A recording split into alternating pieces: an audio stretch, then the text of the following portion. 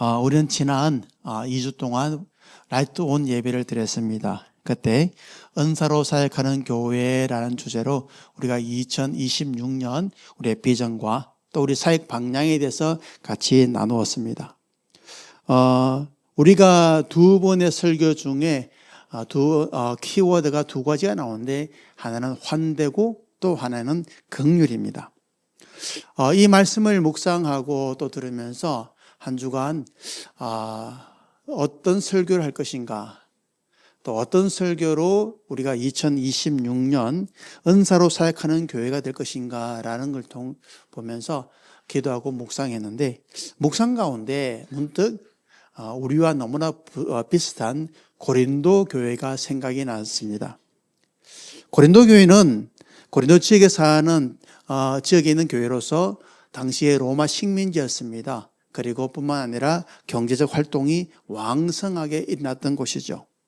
어쩌면 우리가 있는 이 서울 한복판에 있는 곳과 비슷한 부분도 있고, 또 경제적 활동 여러 가지는 또 문화적인 것도 비슷한 것도 있지 않나 이런 생각해 봅니다. 그런데 이 고린도 교회가 볼 때 은사가 참 많이 나타나는 교회입니다. 우리가 은사로 사역하는 교회라는 주제를 볼 때, 그래서 우리가 고린도 교회 은사하는 이 교회를 우리가 오늘 벤치마킹하면서 우리는 그러면 어떤 교회로 가야 되는가라는 것을 좀 생각해 보게 되었죠. 은사가 많음에도 불구하고 또한 문제가 많은 교회가 고린도 교회죠. 분열과 경쟁 뿐만 아니라 영적 우울감 때문에 많은 몸살을 앓고 있는 걸 보게 됩니다. 그런데 바울은 이 은사를 제한하거나 그것에서 어떠한 브레이크를 걸지 않고 그 은사를 어떻게 해야 되는지 방향과 목적을 제시합니다. 바울의 이런 방향과 목적을 제시하는 고린도 교회를 바탕으로 오늘날 많은 교회들이 건강한 교회의 모습으로 바로 서지 않나 이런 생각해 봅니다. 결국 우리가 고린도 교회가 가고 있는 이 현상을 보면서 우리가 2026년도는 우리가 어떻게 또 어떤 정체성을 가지고 어떻게 가야 되는가라는 것을 좀 짚어보는 시간이 되었으면 좋겠습니다. 자, 고린도 교회는 칭찬받을 만한 부분과 동시에 책망받는 부분이 두 가지 같이 나옵니다. 칭찬받는 부분을 보면은 첫 번째 보면 하나님의 은혜가 풍성한 교회였다라고 이야기합니다. 고린도전서 1장 4절에 보면 그리스도 예수 안에서 너희에게 주신 하나님의 은혜로 말미암아 내가 너희를 위하여 항상 하나님께 감사하노니. 다시 말하면 은혜가 풍성했다는 거예요. 그리고 두 번째로 보면 은사가 부족함이 없었다. 1장 7절에 보면 너희가 모든 은사에 부족함이 없느니라. 왕성한 은사들이 있었고, 세 번째 보면 은사와 사역 신앙에 대해서 굉장히 열심적인 교회였다는 거예요. 그들은 자기들이 알고 싶은 것, 하고 싶은 것에 대해서 굉장히 갈망하고 또 거기에 심려를 기는 걸 보게 됩니다. 그리고 네 번째 보면 사도적 복음 위에 세워진 교회였다는 거예요. 그들은 예수 그리스도의 십자가, 부활의 신앙이라는 그 전제 안에 세워준 그런 복음적 교회라는 걸 칭찬받고 있습니다. 근데 이에 반해서 책망받는 부분도 동시에 있습니다. 첫 번째는 은혜가 풍성했지만 성숙하지 못했다. 은사는 많았던 거예요. 3장 1절에 보면 내가 신뢰한 자들을 대함같이 너희에게 말할 수 없어서 육신에 속한 자 곧 그리스도 안에서 어린아이를 대함같이 하노라. 너네들이 정말 은사가 풍성하고 은혜가 있음에도 불구하고 너희들의 행동은 어린아이 같아. 믿을 수가 없다는 거예요. 사역은 많고 은사는 풍성하지만 뭐가 안 됐다고요? 신앙의 깊이, 특히 인격이 성숙하지 않았다는 거예요. 제가 이 말씀을 보면 문득 생각나는 게 있었습니다. 열심은 있는데 교회가 소란스러운가? 우리 교회는 없습니다만은 제가 어릴 때 보면 교회를 비춰보면 식당 봉사했잖아요. 각 교회가 식당이 있습니다. 예배 마치고 나면 같이 식당하죠. 제 기억으로는 제가 다니던 교회는 꼭 식당에서는 싸움이 일어납니다. 권사님들 간에. 은사가 많은 사람들이 거기 다 모였거든요. 반찬 만드는 것. 그런데 다가 고수들이잖아요. 이건 짠 거야. 아니 안 짜. 여기 양념을 넣어야 돼. 아니, 넣지 않아야 돼. 막 그것 때문에 이야기하다가 나중에는 막 터지고 삐지고 교회 안 나오고 그것 때문에 상처받고 그러면 목사님이 오늘 음식 너무 맛있었는데 수고하셨습니다. 온갖 이빨림을 이야기되고 그러면 지난주에 했던 사람은 그럼 지난주는 맛이 없었나? 막 그런 이야기들이 계속 나오는 거예요. 사역과 은사는 풍성했는데 그 인격이 성숙하지 못했다 라고 이야기하고 있습니다. 또 두 번째로 보면 공동체 안에 분열과 파벌 싸움이 났어요. 영향이 있는 사람들에 의해서 그게 예수 그리스도가 있는 게 아니라 영향력 있는 사람끼리 그를 중심으로 모이는 걸 보게 됩니다. 그리고 세 번째는 은사가 덕을 세우는 것이 아니라 자기 과식이 강했다는 거예요. 어쩌면 그 은사는 공동체를 살리는 은사가 되는데 나를 드러내는 은사로 나타나는 거예요. 뿐만 아니라 섬김의 도구가 오히려 영적 우월감을 나타내는 증거가 되었다는 거예요. 이런 그들의 모습을 보면서 바울은 책망하고 있습니다. 마지막에 보면 네 번째는 보면 윤리적 도덕적으로 혼란했다는 거예요. 그들이 문란했다는 겁니다. 우리가 잘 알고 있는 고린도서 5장에 보면 음행 문제를 지적하고 있습니다. 6장에는 세상 법조로 가는 그 분쟁에 대해서 이야기합니다. 8장에서 10장에 보면 자유오용한 그 태도, 자유를 너무 오용하는 그런 모습들을 보면서 지적받고 있음을 보게 됩니다. 이게 바로 고린도 교회가 가지고 있는 맹점이었던 것이죠. 자, 이런 부분에 바울은 이 은사에 대해서 그 은사 잘못됐다 이야기하는 것이 아니라 너희들의 그 은사의 풍성함은 칭찬하지만 동시에 그 성숙함과 그 본질적인 놓치는 것에 대해서 이야기하고 있습니다. 그게 뭔가 하면 사랑이란 거예요. 우리가 식당 봉사에서 내가 잘하고 내가 맛있고 막 이런 것들이 정말로 그 핵심은 뭔가 하면 사랑이란 거죠. 사랑이 없는 그 어떠한 교회 사역도 은사도 하나님의 성품과 상관없다는 것을 이야기하고 있습니다. 그 부분을 이야기하는 게 오늘 바로 13장 오늘 얘기했던 본문입니다. 사실 이 고린도서 13장을 설교하는 게 굉장히 어렵습니다. 너무 흔하고 뻔한 이야기 같은데 그 내용은 너무나도 힘든 내용들이기 때문에 본질적인 내용이기 때문에 쉽지 않습니다. 그래서 오늘 우리가 할 때 이 고린도서 13장을 보면서 12장, 13장, 14장을 함께 볼 겁니다. 왜냐하면 이것은 하나의 축을 이루고 있습니다. 따로 떼어놓으면 사실은 힘든데 사도 바울은 이 12장, 13장, 14장을 하나의 공동체를 품는 있는 가장 중요한 축으로 이야기하고 있기 때문이죠. 13장은 그 은사를 주신 이가 누구냐는 거예요. 성령께 주셨다는 거예요. 성령이 왜 주실까요? 그들이 서로 그리스도의 몸을 이루기 위해서 성령 하나님 주셨다라는 게 12장입니다. 그리고 그 은사의 핵심은 사랑이라는 거죠. 그 뿌리가 사랑이라서 사랑에서 출발되어야 된다는 것입니다. 그러면서 14장의 대표적인 바움과 예언을 얘기하면서 이 은사는 덕을 세운 것이다. 너희들 사역을 위하는 것이 아니야. 블라이드 강남교회의 사역을 풍성하게 하는 것이 아니야. 덕을 세움이란 거죠. 성령께서 우리에게 하나 되게 하셨고 성령께서 우리 공동체를 만드셨고 성령께서 이 공동체를 이끌어 가실 때 그 핵심 DNA가 뭔지 알아? 그게 사랑이야. 하나님의 사랑이야. 예수 그리스도의 십자가의 사랑이라는 것을 이야기하고 있는 것입니다. 우리가 은사 중심으로 은사를 통해서 사역하는 그 교회가 된다면 그 안에 이 사랑이 빠지면 어떻게 될까요? 싸움이 납니다. 내게 잘 됐다. 내 은사가 최고다. 이게 우선이야. 우리 교회 우선순위가 이것이 돼야 됩니다. 우리 교회 우선순위가 이것이 되지 않으면 우리 교회는 방향을 잃습니다. 많은 이야기들을 하게 되는 거죠. 일 중심적인 거죠. 바울이 했던 것처럼 은사는 많으나 인격이 안 됐어. 은사는 많으나 너희들이 미성숙해. 라고 지적하는 것처럼 우리는 지적을 받을 수 있다는 것입니다. 이 말씀을 계속 묵상하면서 12장, 13장, 14장을 묵상하면서 문득 제가 이 강남교회에 강남교회를 온 것을 어떻게 왔는지를 한번 생각해 보게 되었습니다. 햇수로 보니까 오늘이 4년째입니다. 제가 벌써 4년째 이 강남교회에 와서 생활했던 것이죠. 처음에는 좀 낯선 부분도 있고 어쩌다 보니까 제가 나이가 제일 많은, 그런데 원래 내가 제일 많지 않았거든요. 그런데 어느 날 보니까 많아졌어요. 왜 그랬을까 생각하면서 문득 가만히 생각해 보니까 많은 변화가 있었구나. 그중에 우리가 함께 했던 그 사람들 중에 지금 보이지 않는 사람들이 참 많은 걸 보게 됩니다. 떠난 사람들. 그러면서 또 이런 생각을 해봅니다. 그들은 왜 떠났을까? 왜 성도들이 떠났을까?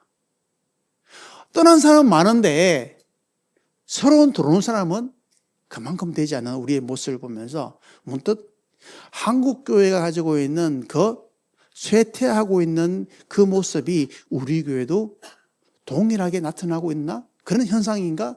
라는 것을 생각해 보게 되었습니다. 그런데 그거와는 좀 다르다는 느꼈어요.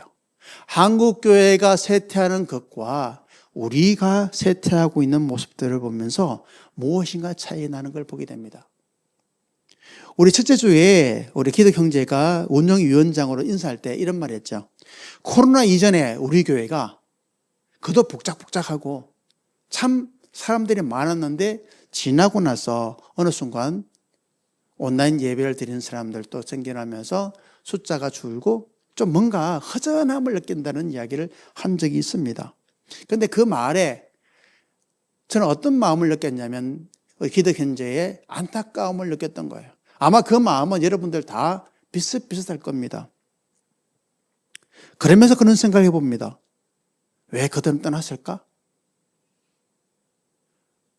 왜 우리와 같은 형제들이, 자매들이 보이지 않을까? 물론 이유가 있겠죠. 어쩌면 자기가 원하는 필요를 채우지 못한 것 때문에, 개인적인 사정 때문에, 아니면은 여기 있는 구성원들과의 갈등 때문에, 상처 때문에 여러 가지 이유가 있겠죠. 그러나 중요한 건 그들이 보이지 않는다는 겁니다. 뿐만 아니라 떠나보낸 우리는 어떨까요? 우리에게도 그 사람 잘 나가서 할렐루야였을까요? 우리에게도 상처예요. 남겨진 자의 상처, 어쩌면 분노, 안타까움, 서운함, 섭섭함.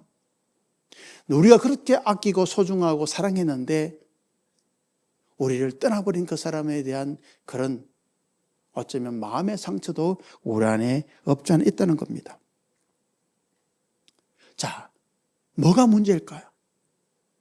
우리가 2026년 은사로 사역하는 교회가 되기 위해서 우리가 하나님의 비전과 가치를 가지고 이제 준비하는 이 시점에 우리는 한번 돌아보면서 우리 교회가 어떤 교회였는가? 고린도 교회를 보면서 고린도 교회가 사역에 풍성하면서 그들이 복음 위에 선 교회인데 그들이 고린도라는 그 지역에서 대표적인 교회에 있는데 그 교회가 성숙하지 못한 그 모습 때문에 분열되고 갈등하고 그 안에 심한 경쟁들이 있는 이유가 무엇인가라는 것들을 우리는 보면서 2026년도 우리의 비전을, 우리의 정체성을 어떻게 잡아야 되는가라지 한번 생각해 볼 필요가 있을 것입니다. 우리는 약점이 많은 교회입니다. 건물이 없어요. 우리가 하고 싶은 것들을 하려고 해도 너무나 많은 제약이 있습니다. 공간의 제약이죠. 사실은 우리가 이미 만들어진 교회, 구조가 있는 교회에 가면 얼마나 좋겠습니까? 편리함이 있겠습니까? 그런데 사실은 우리는 만들어진 교회가 아니라 지금도 만들어가고 있는 교회라는 거예요. 만들어가고 있는 교회다 보니까 불편함이 많습니다. 희망은 있지만 그게 희망 고문이 되는 적도 많습니다. 그럼에도 불구하고 우리는 우리의 목적, 하나님의 성령께서 우리를 붙들게 하시고 방향을 잡아가게 하신 그곳에 우리는 초점을 맞추면서 가야 한다는 거예요. 어쩌면 에베소 4장 3절에 보면 평안의 매는 줄로 성령이 하나 되게 하신 것을 힘써 지켜라. 다시 말하면 우리를 하나된 공동체로 씌우신 그 성령 하나님께서 2026년도 우리가 환대와 긍휼한 마음을 가지고 그 은사를 풀면서 살아가는 그런 나아가는 교회가 되기 위해서 우리는 성령께서 우리에게 주신 그 방향과 그 능력을 우리는 기억해야 한다는 것입니다. 그게 바로 고린도전서 13장의 말씀이에요. 1절과 3절에 보면 내가 사랑의 방언과 천사의 말을 할지라도 사랑이 없으면 소리나는 구리와 울리는 꽹과리가 되고 내가 예언한 능력에서 모든 비밀과 모든 지식을 알고 또 산을 옮길 만한 모든 믿음이 있을지라도 사랑이 없으면 내가 아무것도 아니요 내가 내게 있는 모든 것으로 구제하고 내 몸을 불사르게 내줄지라도 사랑이 없으면 내가 아무 유익이 없느니라. 1절에 3절에 보면 가정법을 쓰고 있습니다. 가정법을 쓰면서 또 점정법을 사용하는데 뭐 할지라도 뭐가 있을지라도 사랑이 없으면 너희들의 능력이 있을지라도 사랑이 없으면 너희들의 열정이 있을지라도 사랑이 없으면 너희들이 어떤 은사를 가지고 있을지라도 사랑이 없으면 아무것도 아니란 걸 이야기하죠. 우리가 이 강남교회가 우리의 비전과 꿈을 가지고 또 2020년도 하나님의 교회를 세우기 위해서 달려간다 할지라도 우리 안에 사랑이 없으면 우리 안에 하나님의 성령이 주시는 그 사랑이 없으면 우리는 일중심적인 사람으로 전락한다는 거예요. 내게 크니 니께 크니 그것으로 갈등하고 부딪히고 우선순위 때문에 경쟁하는 그런 구조적 조직에서 무너지는 그런 맹점을 가지게 됐다는 것입니다. 제일 중요한 게 뭐냐? 그렇게 하려고 하는 목적이 뭐냐는 거죠. 사랑이라는 거죠. 사랑의 실천입니다. 사랑의 표현입니다. 그러면 4절에서 7절에 보면 사랑은 오래 참고 사랑은 온유하며 시기하지 않으며 사랑은 자랑하지 않으며 교만하지 않으며 무례히 행하지 아니하며 자기 유익을 구하지 아니하며 썩내지 않으며 악한 것을 생각하지 아니하며 불의를 기뻐하지 않으며 진리와 기뻐하고 모든 것을 참으며 모든 것을 믿으며 모든 것을 바라며 모든 것을 견디느니라. 자, 4절에 7절의 내용은 뭘까요? 사랑의 본질이란 거죠. 이 본질은 뭡니까? 참된 그리스도인의 태도예요. 태도. 우리의 행위예요. 우리가 살아가는 것들입니다. 사람들은 사랑에 대한 오해가 있습니다. 그래서 이런 이야기 하죠. 그 교회는 사랑이 없어. 우리 셀은 사랑이 없어. 우리 목사님은 사랑이 없어. 리더는 사랑이 없어. 그런 이야기를 종종 합니다. 실제로 사랑을 느끼지 못한 경우도 있지만 대부분 뭔가 하면 자기중심적이에요. 내가 받는 느낌을 이야기합니다. 자기가 원하고 자기가 얻고자 하는 것들에 대해서 만족하지 못할 때 하는 말이 와, 우리 사랑이 없어. 관심이 없어. 그런데 사랑이 뭘까요? 4절에서 7절에 있는 말씀은 거기에 우리가 말한 그 사랑이 있습니까? 그 사랑을 증언하고 있습니까? 아니에요. 고대 근동에 4가지 사랑이 있습니다. 흔히 말하면 에로스 사랑, 스토르게 사랑, 필리아, 아가페 사랑이 있습니다. 우리가 에로스 사랑은 육체적이고 관능적인 사랑이잖아요. 남자, 여자의 사랑입니다. 그래서 주로 보면 감정적으로 느낌과 설렘이 있습니다. 이것은 내가 무엇을 하기 때문에, 무엇을 원하기 때문에라는 건데 이거는 지속적이지 않습니다. 우리가 남자, 여자 만나서 쭉 사랑합니까? 아니잖아요. 여러분, 우리 결혼해보신 분들 아시잖아요. 반짝했다가 그 효과가 얼마가요? 다 차이 냈겠지만 그게 지속적이지 않습니다. 그러면 실망했고 어떻게 제가 저럴 수가 있어? 막 이런 마음들 막 생기잖아요. 그런데 에로스 사랑은 원래 당연히 그렇게 되는 것입니다. 자, 그리고 또 하나 스토르게 사랑은 뭔가 하면 혈연 중심 본능적 사랑입니다. 부모와 자식 간의 사랑. 이 사랑은 가족이기 때문에 애착관계입니다. 가족이기 때문에 가족 중심이에요. 가족들에게만 통합니다. 그래서 조금은 배타적입니다. 그리고 세 번째는 필리아 사랑인데, 이 필리아는 우정과 신뢰를 기반하는 그 사랑입니다. 친구, 동료. 그래서 어쩌면 우리 신앙 공동체가 이 필리아의 사랑이 중심이에요. 이 필리아의 사랑은 상호 우정, 상호 책임, 상호 신뢰가 핵심입니다. 어쩌면 이는 감정을 넘어선 의지입니다. 성경에서 원수를 사랑하라. 사실은 우리가 감정적으로 원수를 사랑하는 게 쉽지 않습니다. 나와 조금만 달라도 불편한데 어떻게 원수를 사랑할 수 있겠어요?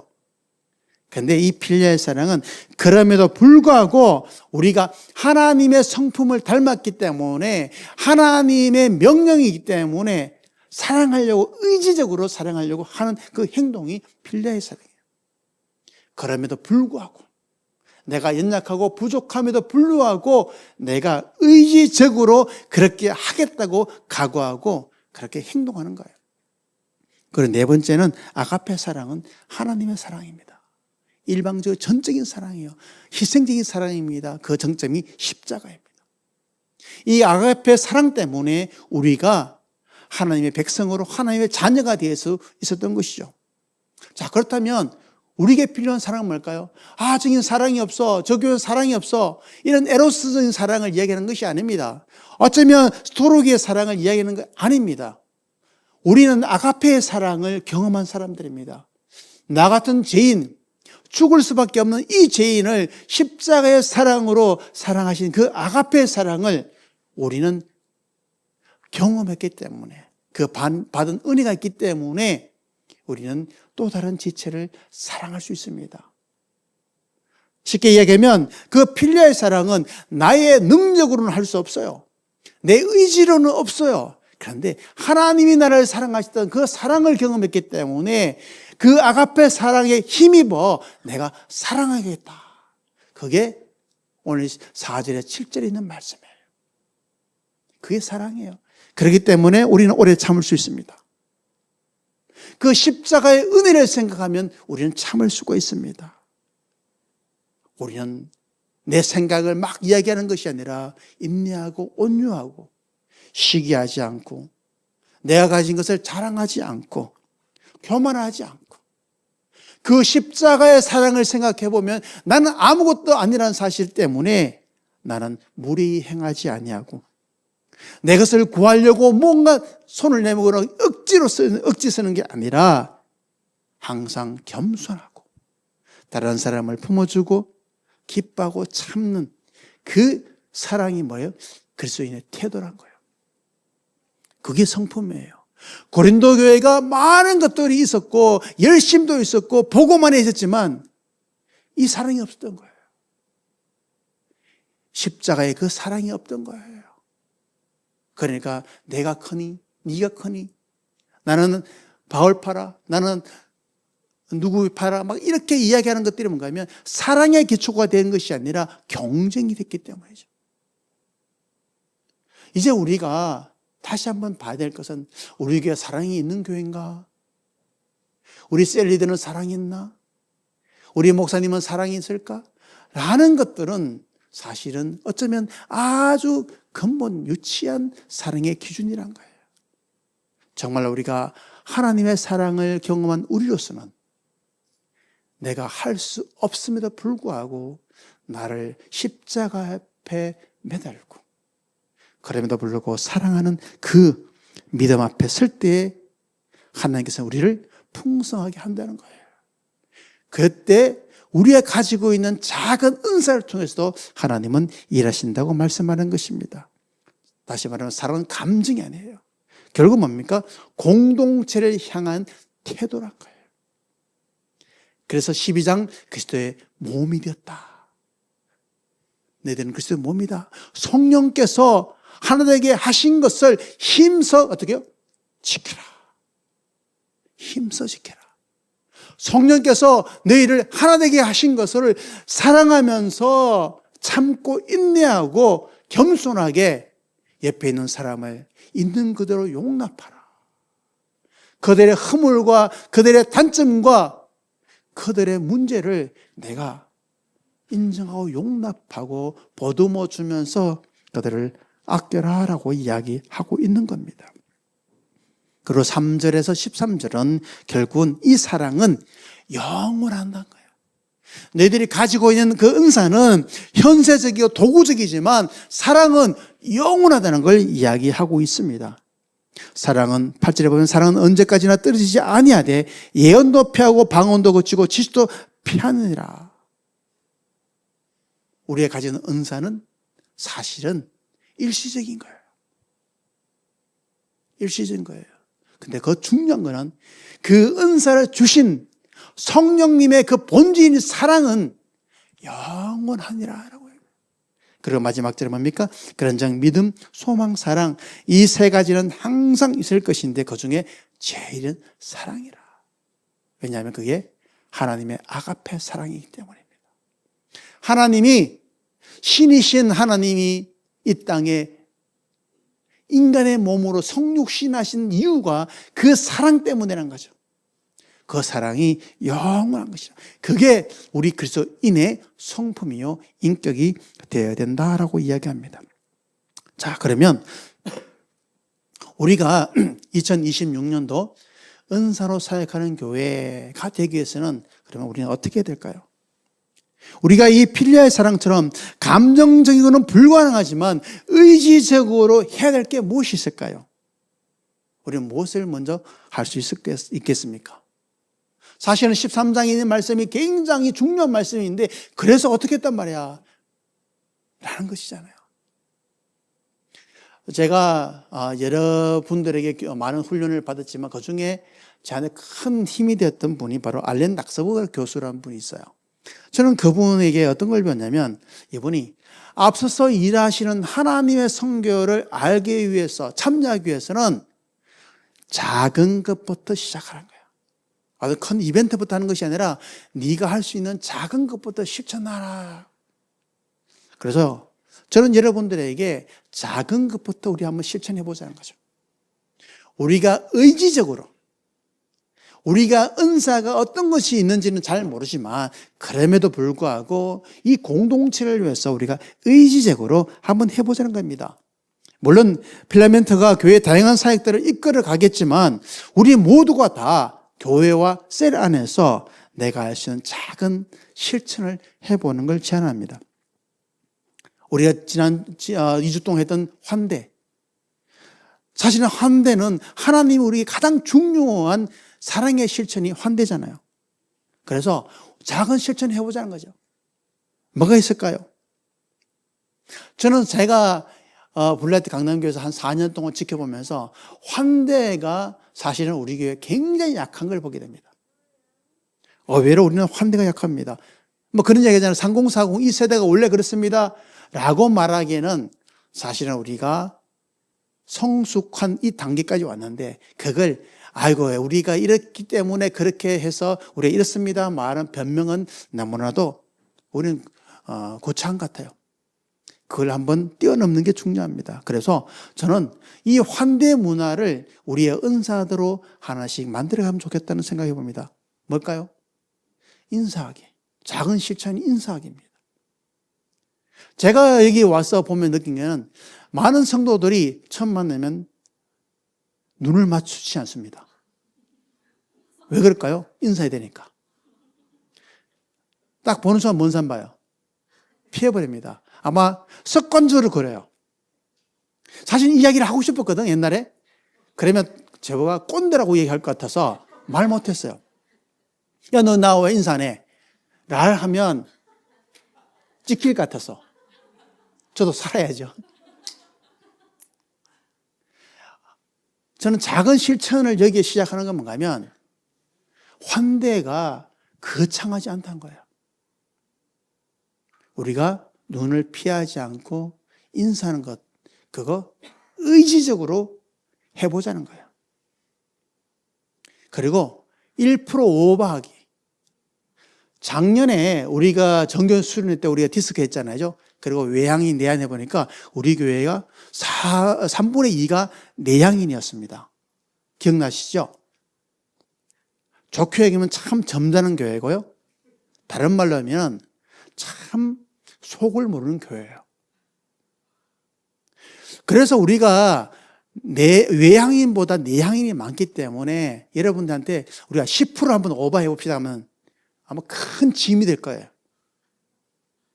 그래서 우리 내향인 우리 여러분들에게 1% 오버하기, 내 본성을 거스르면서 1% 오버하는 거 뭐가 있을까요? 1%는 많잖아요. 안녕하세요를 안녕하세요 할 수 있잖아요. 우리 미니 자매라든지 이런 자매들, 주영 자매나 외향인들 있잖아요. 그들의 1%만 우리가 이식해 오는 거예요. 어쩌면 때로는 작은 식탁에서 식탁으로 초대하는 것도 저는 좋은 방법 중에 하나입니다. 지난번에 우리 기도 형제하고 무령 자매가 집으로 초대했잖아요. 이게 굉장히 어려운 거예요. 그런데 의지적으로 초대해 보자는 거예요. 또 우리는 떠나간 사람들에 대해서 그들 떠났구나만 생각하지 말고 그들을 우리가 이렇게 생각을 받고 장기 결석자라고 생각해 봅시다. 집 나간 애들. 그 문을 닫지 말고 열어놓자는 거예요. 그리고 그들을 위해 기도하자는 거예요. 그리고 여러분 개인적으로 만나지 않습니까? 개인적으로 카톡하고 연락도 하잖아요. 그들이 언제든지 집으로 돌아올 수 있는 우리의 빈방이 있다는 걸 이야기해 주는 것도 중요합니다. 왔는데 내 자리가 없을 때 그들은 당황하지 않겠습니까? 근데 우리 문화적으로 그들에게 열려 있자는 겁니다. 또 하나 우리 긍휼이 있습니다. 우리 지난 긍휼은 뭔가 하면 하나님의 사랑입니다. 자, 그러면 우리 하나님 사랑을 어떻게 마음 품을 수 있을까요? 다 부모들 많잖아요. 아버지의 마음이 긍휼함이 시작입니다. 우리가 서로에게 아버지의 마음을 품어보자고 저는 제안하고 싶습니다. 그 작은 실천은 뭘까요? 남의 이야기를 들을 때 쟤는 왜 저래가 아니라 그럴 수 있겠구나. 우리 아이들이 엄마 아빠한테 막 이야기 쫑알쫑알 거리면 얘가 왜 이래? 이렇게 이야기합니까? 그래 그랬구나 공감해 주잖아요. 우리 그것처럼 그들과 이야기 중에 긍휼한 마음으로 그들의 이야기를 들어주면서 그랬구나.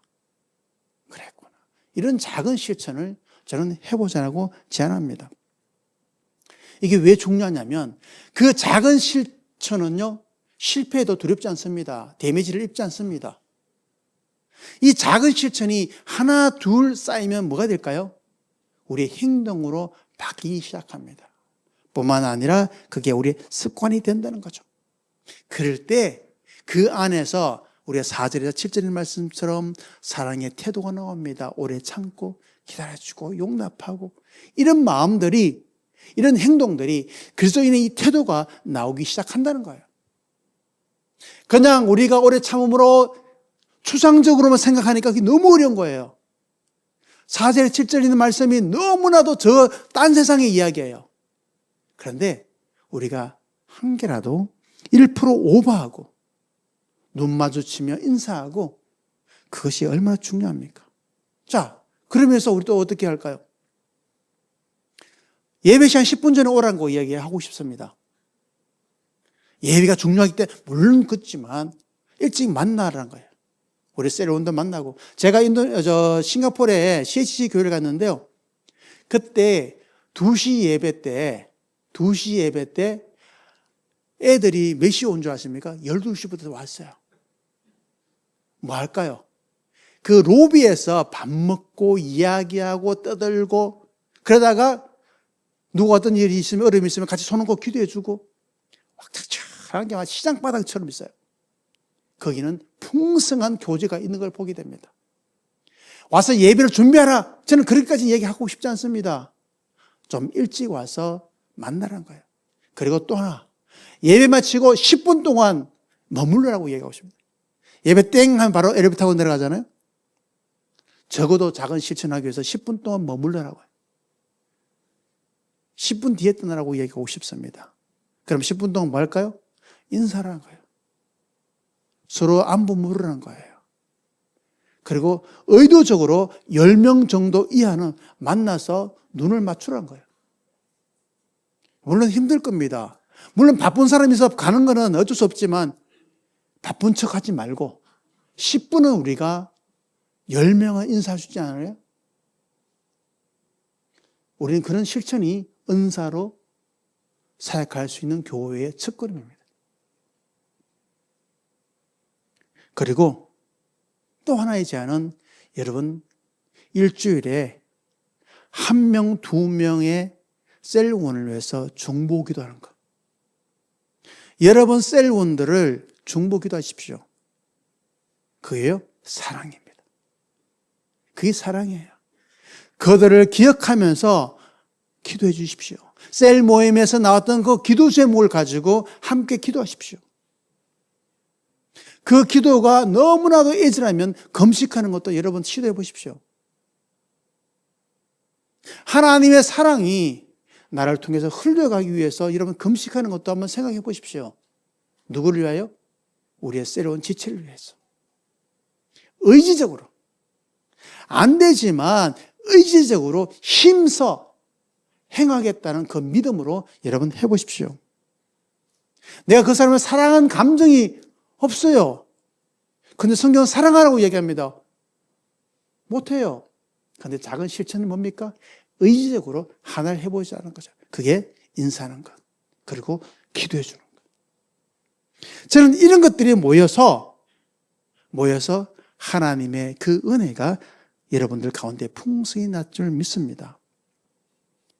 말씀을 정리하면 우리가 이 은사는 예수 그리스도의 십자가로 지으신 공동체 안에서 성령께서 이끌어 하시는 방법이라는 거예요. 성령의 방법입니다. 간혹 이런 사람들이 있습니다. 저는 은사가 없어요. 할 줄 아는 게 별로 없어요. 은사가 없어요. 여러분, 재능과 은사 차이가 뭔지 아세요? 재능은 선천적인 거예요.